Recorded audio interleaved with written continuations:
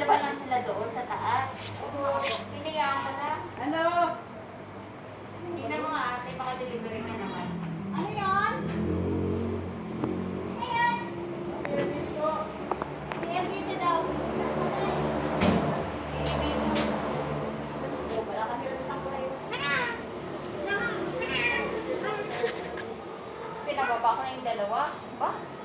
Naiwan pala sa doon. Nagtakupo siya. Ito. Si Leia. Tapos nag-iiyak siya doon. Doon pala siya. Nakulong siya. Nakulong siya. Dahil pwede sila pumasok sa kwarto, pero hindi sila makakalabas. Hindi siya marunong magbukas eh. Sa loob na. Masyadong skandalosa to si Leia. Pero last time, di ba dalawa lang anak niya?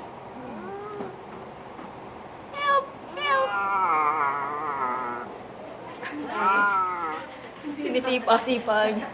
Ayun. Pipiin mo yung tiyan.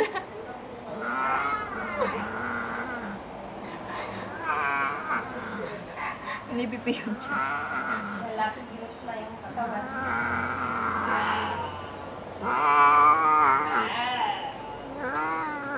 Ang pasin mo.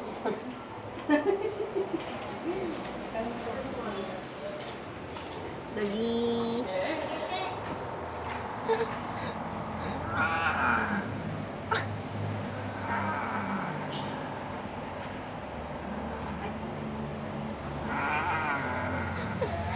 Di ba yung lang si Apple, ano?